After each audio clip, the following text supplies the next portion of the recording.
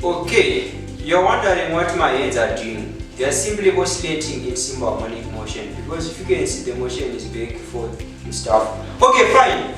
We discussed about motion with respect to time for our last videos. Today we are going to be discussing displacement. So this is motion with respect to displacement. Let us start. So we established the idea that x is equals to x naught sine omega t, and v is equals to omega x naught cosine omega t. Let us make sine omega t the subject of the formula. So we can say sine omega t is equals to x divided by x naught, and here we can say cos omega t is equals to v over omega x naught. We have this expression and we have that expression. If we square, by squaring we get sine squared omega t is equals to x squared over x naught squared, and cos squared omega t is equals to v squared over omega squared x naught squared. By the Pythagorean identity, we know that sine squared theta plus cos squared theta is identical to 1. So this and that being added gives us 1.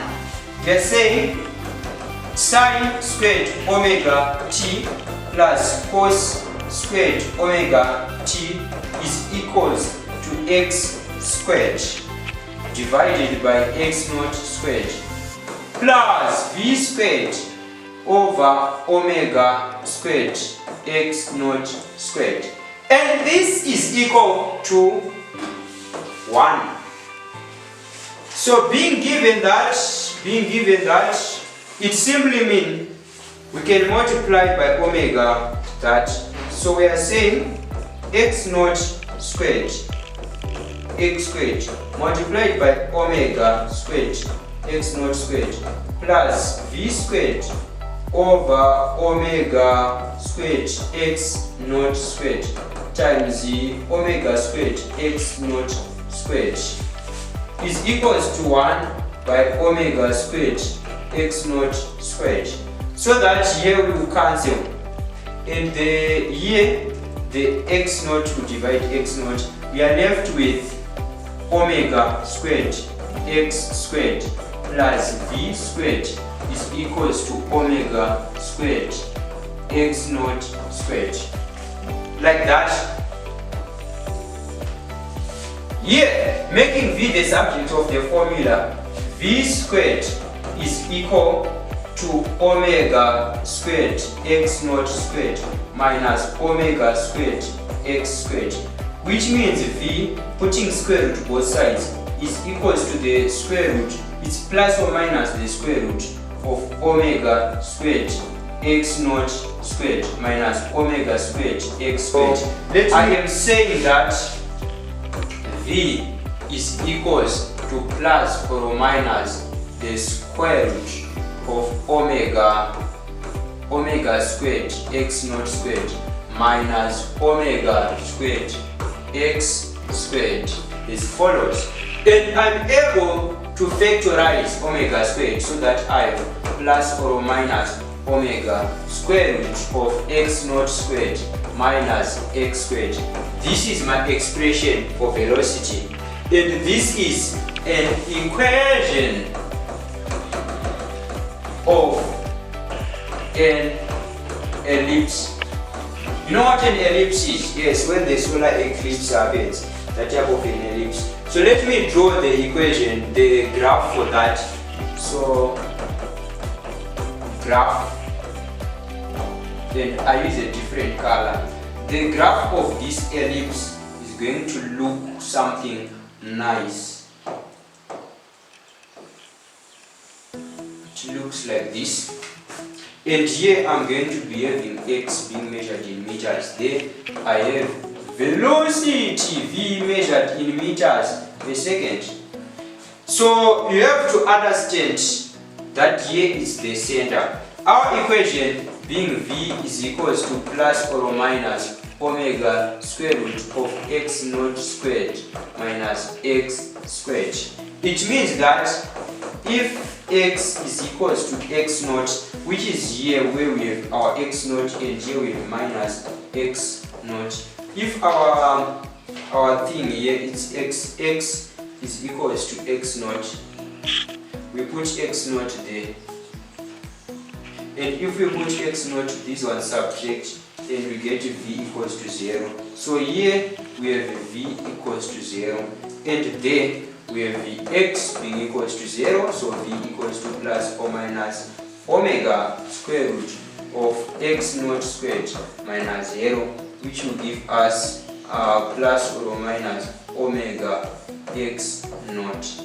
So here our velocity at this point is the omega x naught, whilst here it's minus omega x naught. So this is the equation. So you are asked something, when is this velocity maximum? So velocity is maximum when x equals to 0. Velocity is maximum,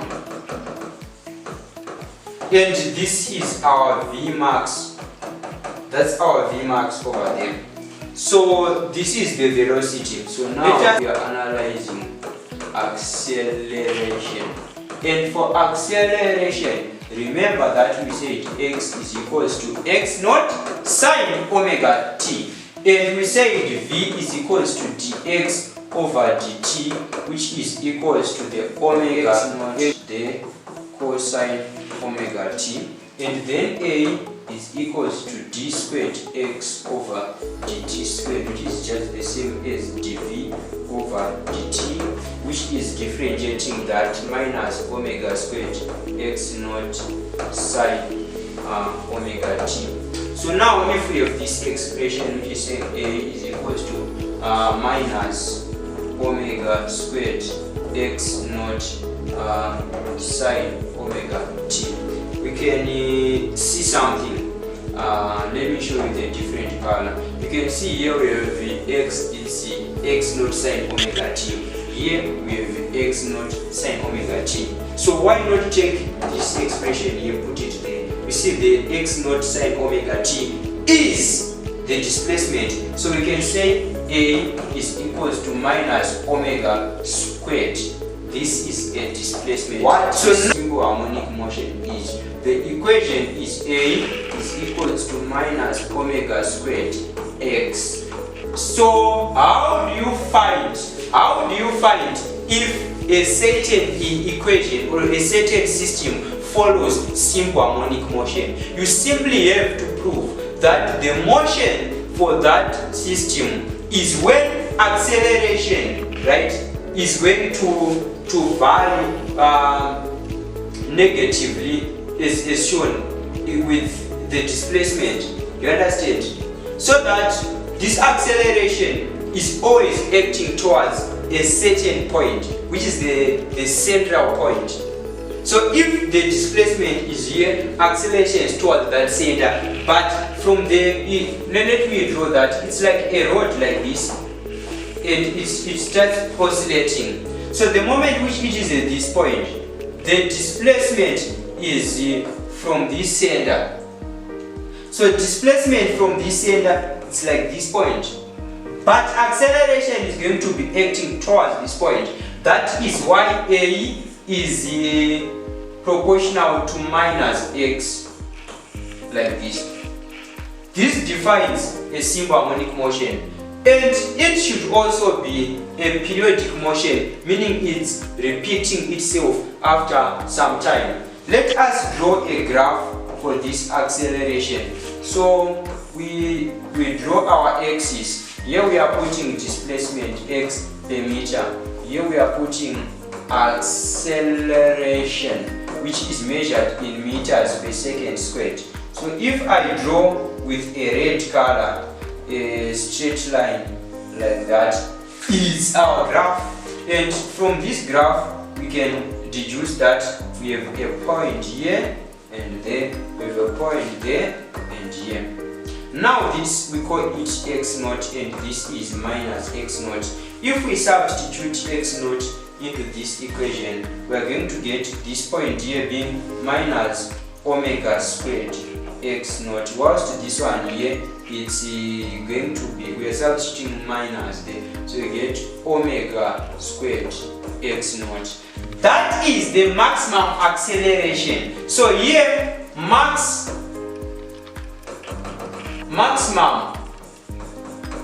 acceleration occurs at the amplitude, which is at what? At minus x naught or at x naught.